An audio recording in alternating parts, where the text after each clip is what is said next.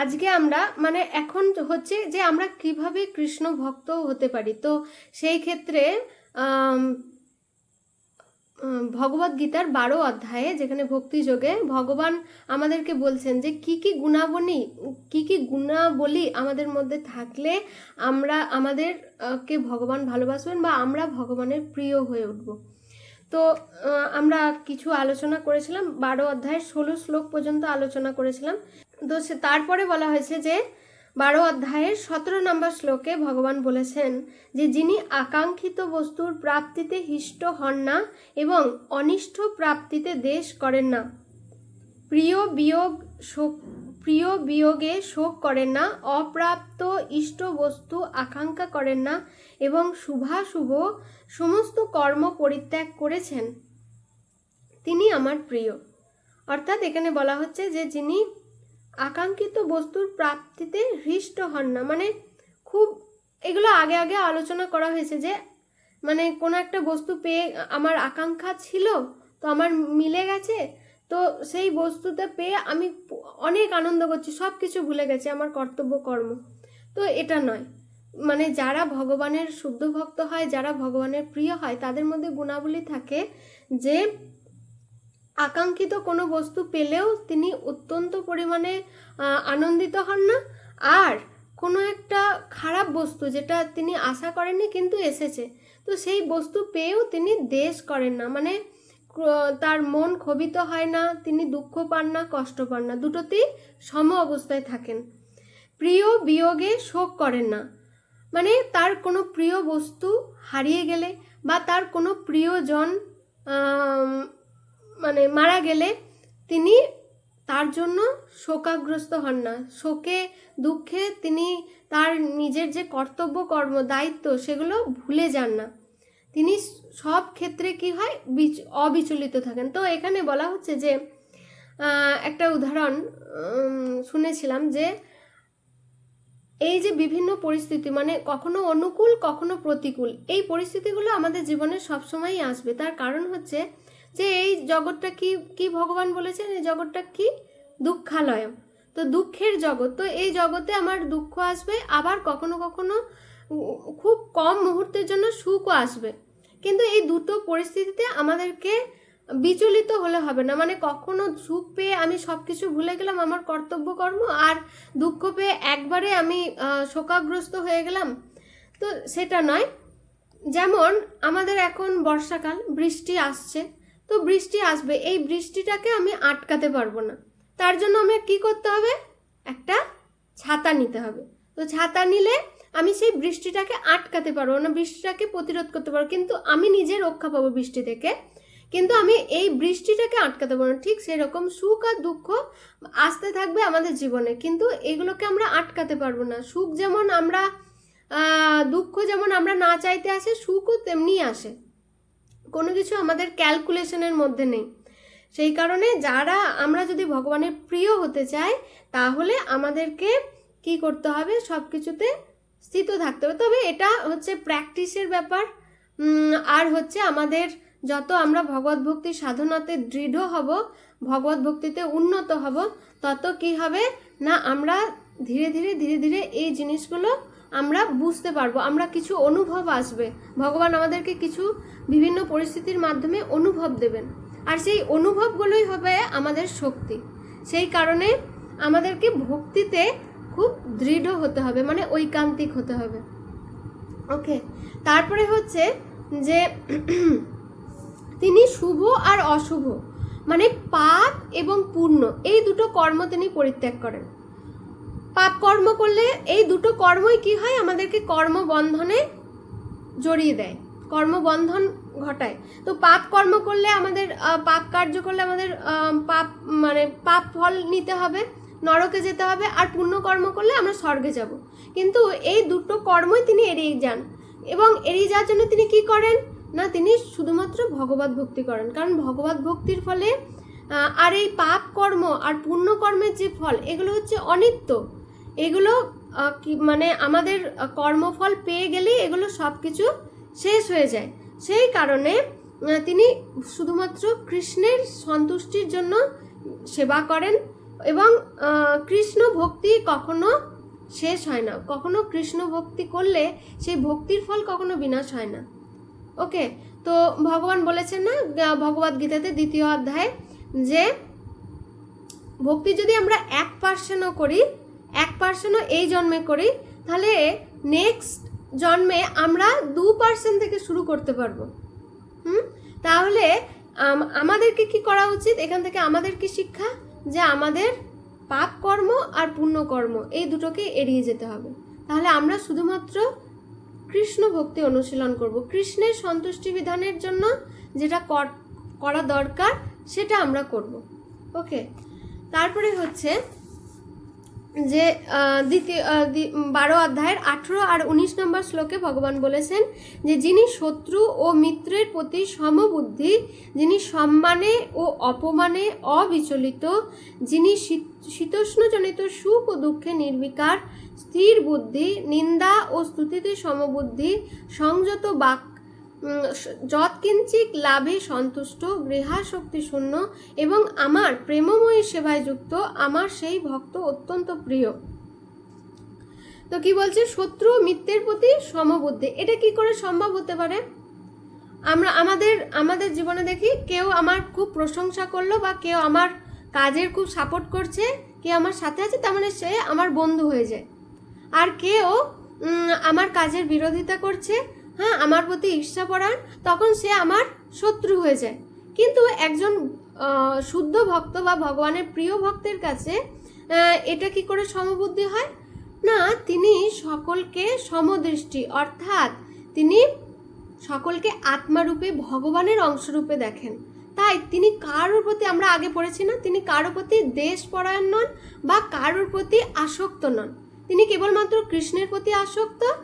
আর কারোর প্রতি দেশ কিভাবে আমরা এড়িয়ে যেতে পারি? মানে কারোর প্রতি আমার ঈর্ষা কখন জন্মাবে না? না, যখন আমরা দেখবো যে এ তো ভগবানের অংশ, হ্যাঁ, আর কি না, সে যদি মনে করো আমার থেকে খুব ভালো কিছু করছে, মানে জড়জাগতিক দিক থেকে দেখতে গেলে সে আমার থেকে খুব উচ্চ পদে আছে, বা আধ্যাত্মিক দিক থেকেও কখনো কখনো আমরা অন্যের ভগবত ভক্তির উন্নতি দেখে আমাদের মনে সামান্য পরিমাণেও ঈর্ষা জন্ম নিতে পারে। তো সেক্ষেত্রে আমি কি দেখব? না, এটি প্রথমত তো আমি দেখব এ হচ্ছে আত্মা, এ হচ্ছে ভগবানের অংশ, তার মানে এ হচ্ছে ভগবানের সন্তান, ভগবানের প্রিয়। তো এ যে কার্যকলাপটা করছে তার হৃদয়ে থাকা পরমাত্মা তাকে শক্তি দিচ্ছে, বুদ্ধি দিচ্ছে, সেই জন্য এই কাজটা করতে পারছে, তার মানে এই ভগবানের দ্বারা এই কাজটা করছে। তো সেইভাবে আমরা যদি চিন্তা করি তাহলে আমরাও কি হব? কারোর প্রতি দেশপরায়ণ হব না, সবার থেকে কারোর প্রতি আমার ঈর্ষা জন্মাবে না যে ও কেন এত ভালো করছে, ওর এত ভালো হচ্ছে কেন। তখন এই কথাটা আমাদের শুধুমাত্র চিন্তা করতে হবে যে এটা ভগবানের শক্তিতে সে এই কার্য করছে, ভগবান তাকে পরিচালনা করছে, সে তাই এই জন্য করেছে। আর একটা কি, আর একটা ঈর্ষা কি জন্য আমাদের হৃদয়ে জন্মায়?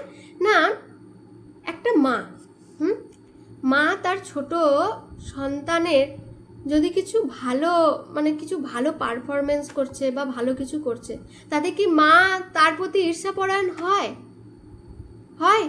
তার ছোট বাচ্চার প্রতি কখনো হয় না। তো ঠিক সেই রকম আর অন্য পাশের বাড়ির কারোর সেই বাচ্চাটার প্রতি ঈর্ষাপরায়ণ হতেও পারে, তাই না? কিন্তু মায়ের কেন হয় না? মায়ের মধ্যে সেই বাচ্চাটার প্রতি আসক্তি থাকে, সেই বাচ্চাটার প্রতি স্নেহ থাকে, মমতা থাকে, অনেক কিছু থাকে। তো সেই কারণে সেই বাচ্চাটার প্রতি মায়ের কখনো ঈর্ষাপরায়ণ, মা কখনো ঈর্ষাপরায়ণ হন না। ঠিক আমরাও যদি কৃষ্ণকে আমাদের নিজের মনে করি, হ্যাঁ, কৃষ্ণ আমার, তাহলে কৃষ্ণের সঙ্গে সম্পর্কিত প্রত্যেকটা আত্মা, প্রত্যেকটা জীবাত্মা হচ্ছে কৃষ্ণের সঙ্গে সম্পর্কিত। তাহলে আমরা দেখি আমি যদি প্রত্যেকটা জীবাত্মাকে ভালোবাসি তাহলে কৃষ্ণ খুশি হবে। তো কৃষ্ণের আনন্দের জন্যে আমি প্রত্যেক জীবাত্মাকে ভালোবাসবো, তাহলে আমার কারো প্রতি আমি দেশপরায়ণ বা ঈর্ষাপরায়ণ আমরা হব না। ঠিক আছে? তাহলে এটা হচ্ছে, বারবার বলছি, মানে বৈষ্ণব সদাচার এটা প্র্যাকটিসের ব্যাপার। মানে আমরা ধীরে ধীরে আমাদের আমরা পূর্ব জন্মের আমাদের মধ্যে অনেক অবগুণ আছে, অনেক খারাপ গুণ আছে আমাদের হৃদয়ে, কিন্তু আমরা কি করব, আমরা আমাদের ভজন সাধনের সাথে সাথে আমাদের যে আচার আচরণ সেগুলোকেও ধীরে ধীরে প্র্যাকটিসের মাধ্যমে অল্প অল্প করে চেঞ্জ করতে থাকবো। তাহলে দুটো যখন ব্যালেন্স করে চলবে, মানে আমাদের ভজনক্রিয়া আর অনর্থ নিবৃত্তি, এই দুটো যখন ব্যালেন্স করে একসাথে চলবে, তখন আমাদের দুটোই, এক তো ভজনক্রিয়া ভালো হবে, আর একটা হচ্ছে অনর্থ নিবৃত্তি, মানে হচ্ছে আমাদের খারাপ যে গুণগুলো সেগুলো ধীরে ধীরে চলে যাবে এবং ভালো গুণ যেগুলো ভগবান যেরকম চাইছে সেগুলো আমাদের মধ্যে আসবে। ঠিক আছে? তো এই শুদ্ধ ভক্তদের এই কারণে কোনো শত্রু বা মিত্র নেই। তারপরে কি, যিনি সম্মানে ও অপমানে অবিচলিত থাকেন। এটা তো আমরা আগের দিন আলোচনা করেছিলাম যে শ্রী চৈতন্য মহাপ্রভু শিক্ষা অষ্টকমের যে 3 নম্বর শ্লোক, ত্রিনাদপি শুনিছে না তরুরপি সহিষ্ণু না অমানিন মানদেন কীর্তনীয় সদাহরি। তো আমরা বলেছিলাম যে এই যে শ্রীল জয়পতাকা স্বামী গুরু মহারাজ তিনি এই কথাটা বলেন যে আমাদের যদি কাউকে আমরা সম্মান দিই, হ্যাঁ, আর নিজে যদি সম্মানের আশা না করি, তাহলে আমরা সবসময় স্টেবল কন্ডিশনে, অর্থাৎ সবসময় স্থির থাকতে পারবো, ভক্তিতে স্থির থাকতে পারবো এবং নিজের জীবনে সবসময় আনন্দে থাকতে পারবো।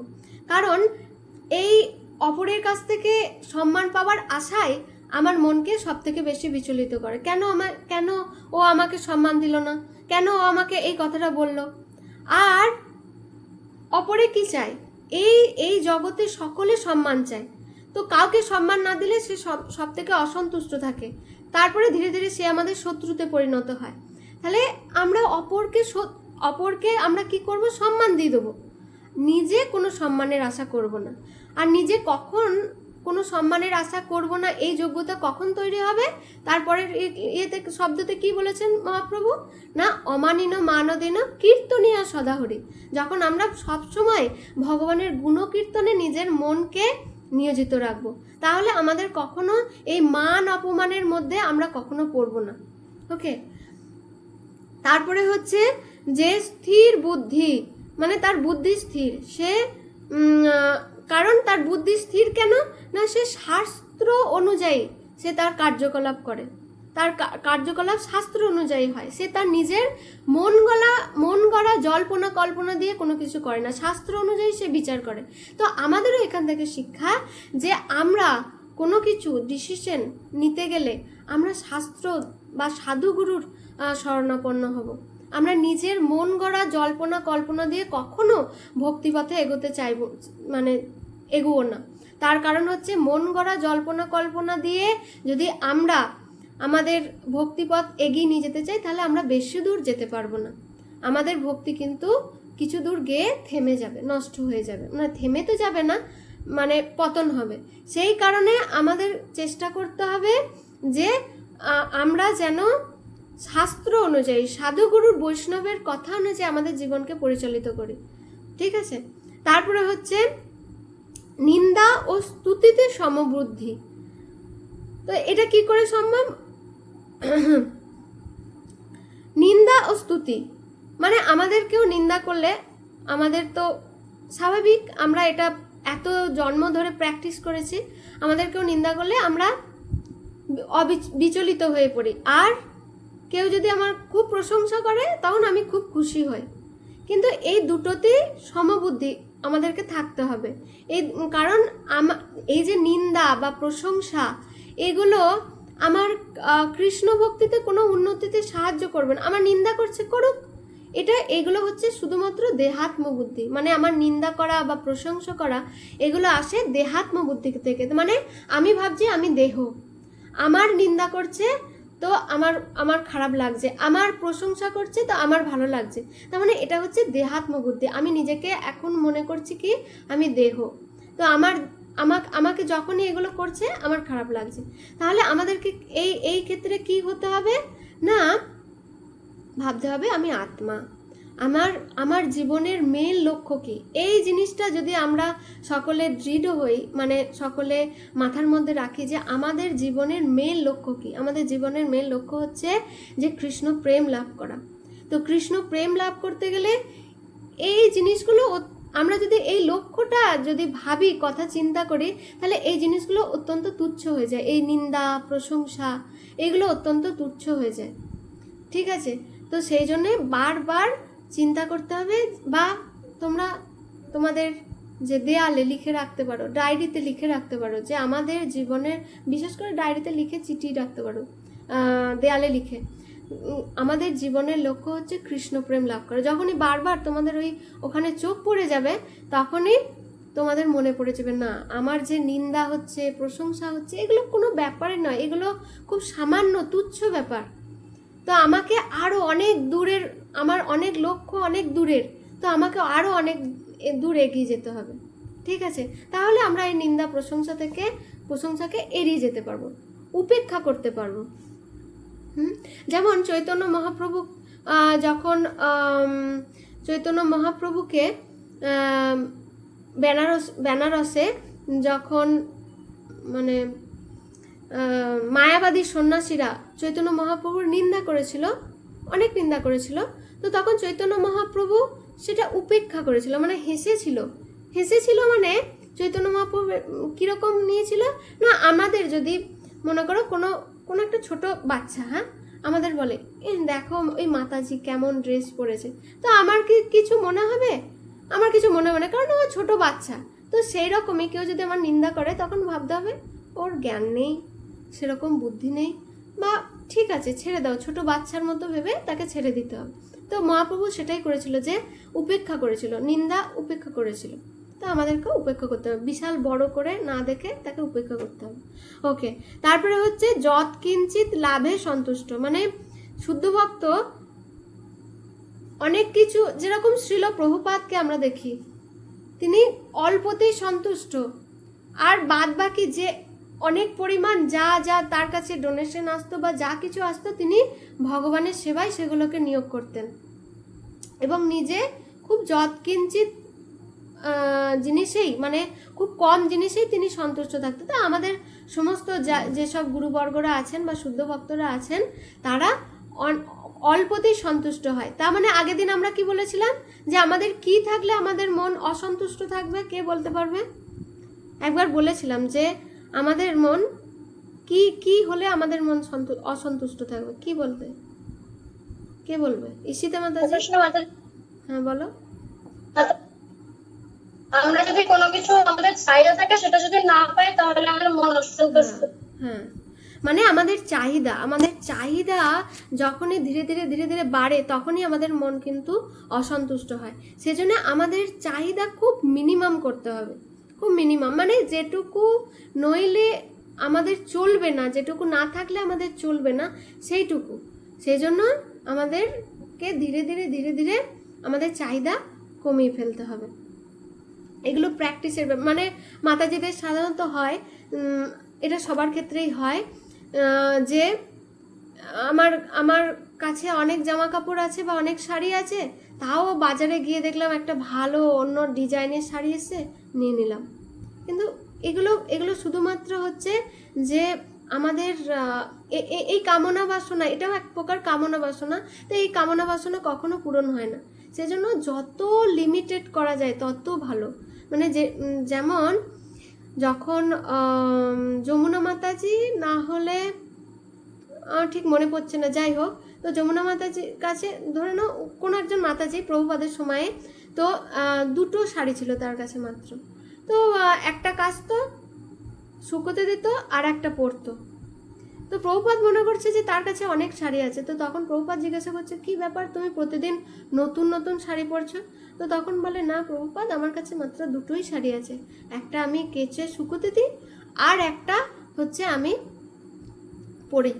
তো এ দেখা যায় তারা কিন্তু ছিল উচ্চ পরিবারের, তারা অনেক ধনী পরিবারের সকলে ছিলেন, কিন্তু তারা প্রভুপাদের মিশনে এসে কৃষ্ণ ভাবনামৃত আন্দোলনে যুক্ত হয়ে তাদের দেখা যায় যে কত সুন্দর প্রভুপাদের শিক্ষায় তারা শিক্ষিত, তো কত সুন্দর তাদের নিজেদের জীবন তারা পরিচালনা করেছিল। ঠিক আছে, ওকে, তাহলে আমাদেরকে যৎকিঞ্চিত লাভে সন্তুষ্ট থাকতে হবে, গৃহা শক্তি শূন্য, এবং আমার প্রেমময়ী সেবায় যুক্ত, মানে ভগবানের প্রেমময়ী সেবায় যুক্ত।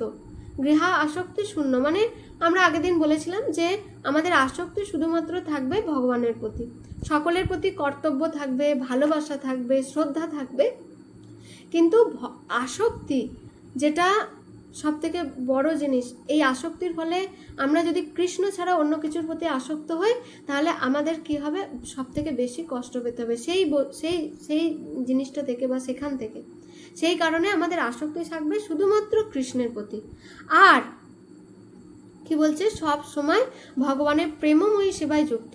এটা খুব ইম্পর্টেন্ট কথা, যে আমরা যদি সবসময় ভগবানের সেবায় যুক্ত হয় বা ভক্তের সেবায় যুক্ত হয় তাহলে কিন্তু এই গুণগুলো ধীরে ধীরে ধীরে ধীরে অটোমেটিক কৃষ্ণ আমাদেরকে প্রদান করবেন, আমাদেরকে খুব বেশি কষ্ট করতে হবে না।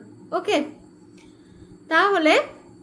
তাহলে ভগবান বলছে সেই ভক্ত অত্যন্ত প্রিয়।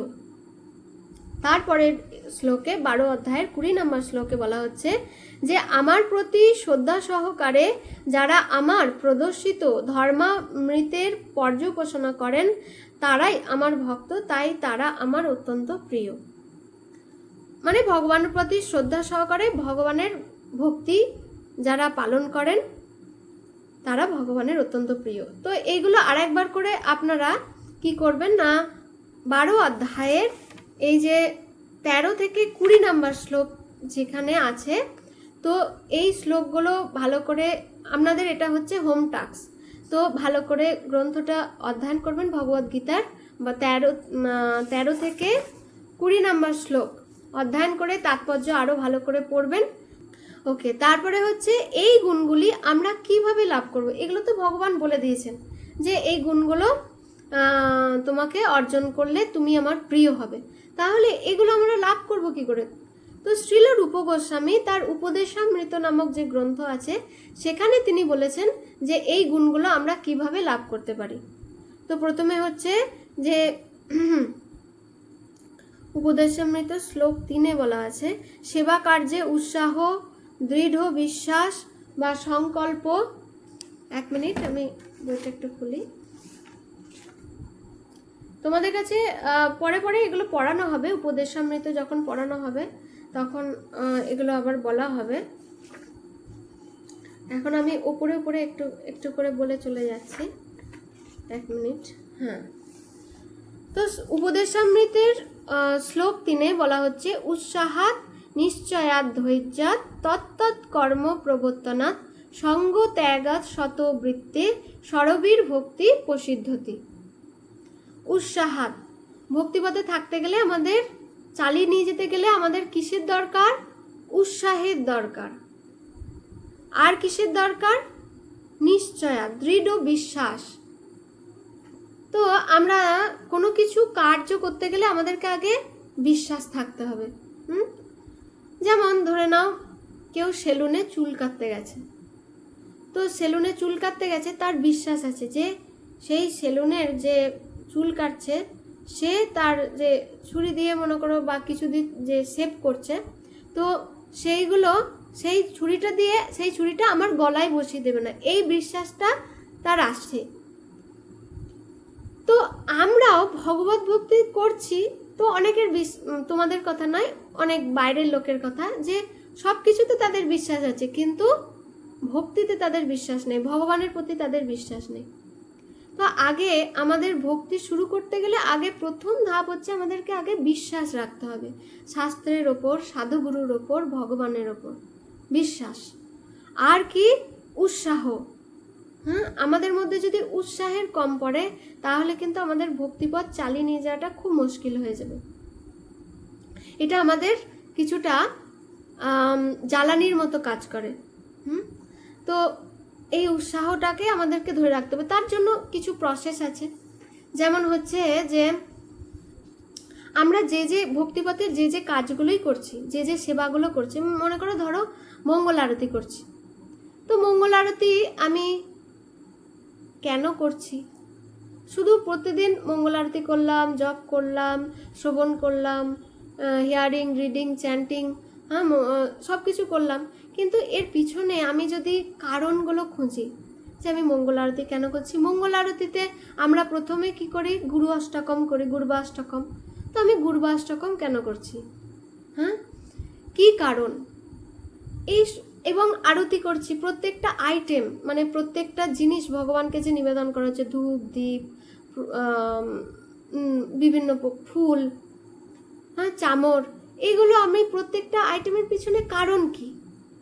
তো এগুলো যখন আমরা জানতে থাকবো তাহলে তখন কি হবে, আমাদের ভক্তিপথের ইন্টারেস্ট বজায় থাকবে। উৎসাহ মানে ইন্টারেস্ট, তো আগ্রহ আসবে, আরো করার প্রতি আগ্রহ আসবে। তারপরে আর একটা হতে পারে যে তোমরা করতে পারো যে গ্রন্থ পড়ছো, গ্রন্থতে নোটস লেখো। গ্রন্থের মধ্যে সব শ্রীল প্রভুপাদের ধরে নাও, আমি ভাগবতম পড়ছি, তো ভাগবতমে কোন জিনিসটা আমার হৃদয়ে সব থেকে ছুঁচ্ছে সেইটা নোটস বানাই, এবং মাঝে মাঝে সেটা খুলে দেখি যে এর এই সমস্যাটা আমার হয়তো হচ্ছিল, তো এর সমাধান কি হতে পারে। তো এইরকম আমরা যদি ভক্তিপথে কিছু ইন্টারেস্টিং কিছু করি, বা আর একটা হতে পারে, তো এগুলো লিখে নিতে পারো, এগুলো লিখে নিলে তোমাদের ভক্তিপথে হেল্প হবে। আর একটা করতে পারো যে ভগবানের জন্য কিছু নতুন কিছু করা, যেমন ভগবানের অল্টার একটু অন্যরকমভাবে ডেকোরেশন করা, ভগবানের জন্য কুকিংয়ে কিছু নতুন কিছু করা। তো কুকিংয়ে বিশাল কিছু করতে হবে না, খুব কম কিছুই কিন্তু করি, ভগবানকে নিজের হাতে কিছু স্পেশাল কিছু বানিয়ে দিয়ে ভগবানকে অফার করি। তো এইভাবে ধীরে ধীরে বা ভগবানের যে রূপ গুণ লীলার যে শ্লোক আছে, যেসব শ্লোক আছে সেগুলো ভাগবত থেকে বিভিন্ন জায়গা থেকে খুঁজে মুখস্থ করে সেগুলো বারবার পুনরাবৃত্তি করা, তাহলে আমরা কৃষ্ণের স্মরণ করতে পারবো এর মাধ্যমে।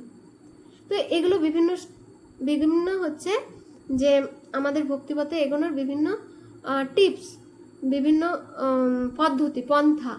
তো এগুলো তোমরা ইউজ করতে পারো। এগুলো যখন তোমরা করবে তখন দেখবে তোমাদের ভক্তিপথে আরও উৎসাহ বাড়বে, আরও কিছু করার প্রবণতা বাড়বে। ঠিক আছে, তাহলে উৎসাহ, নিশ্চয়াত, ধৈর্য ধরতে হবে।